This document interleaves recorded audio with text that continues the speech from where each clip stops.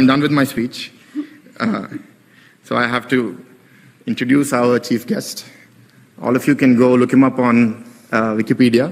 So I'm not going to tell you in detail what you can already find on Wikipedia. What do we know about him? He's a public policy visionary. He's hardworking. He's someone who never gives up. He's often given the story of how he convinced Bill Gates to come to Hyderabad.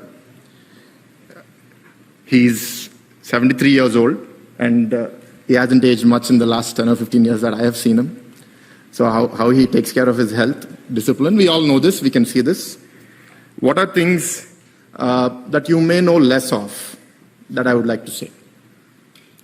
It is a couple of things that I will say. One is his humility and the value he attaches to ego. He doesn't let it come in his way.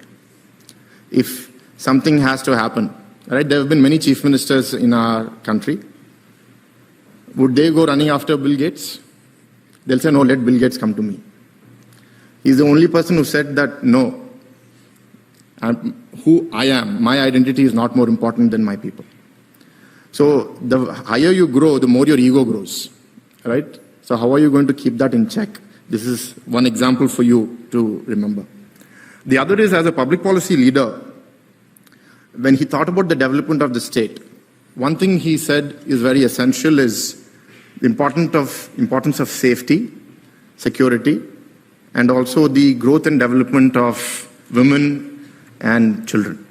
If you look at the journey of the erstwhile United States and today the separated states, the peace that he brought has brought prosperity. Today, Telugu people are the fastest growing demographic in many of the most developed nations. In the United States, it's the highest per capita income that they earn, larger than the Jewish community, and the fastest growing community in the US.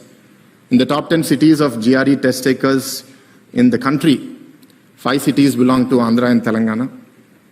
All of these were his value that he gave to bringing safety, peace to this environment. Tolerance. Today we see an environment where we want to undo what the other person has done or say what the other person has done is wrong. He created an environment of tolerance. He took criticism. He allowed it to exist. And if you see, because of that, even after he lost power in 2004, subsequent governments continued what he started. The last 4 years is an anomaly. I hope something like that doesn't happen to Andhra again. But from 2004 to 2019, we could see how Telangana or Andhra Pradesh has progressed. And one other thing I think that's very important is, as humans, we age, we die, we get weaknesses, we get baggage. Everyone does. Even Chandrababu Naidu garu. He's my leader politically in a different leg of my life. But what sets him apart is, yes, he's got baggage. But how does one evolve? How does one shed baggage? How does one reinvent themselves for the future? Many leaders live very well for 5 years, 3 years, 10 years.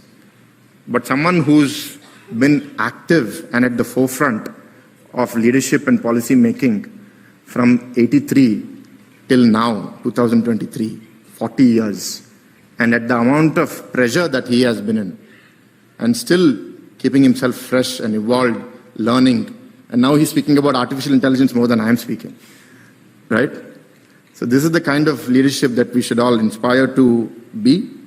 And with these few words, I am very glad to introduce our chief guest, Chandrababu Naidu garu, and we are very grateful to you, sir, for coming and accepting our invitation to speak to our students. And I request you to come and share your thoughts with the audience.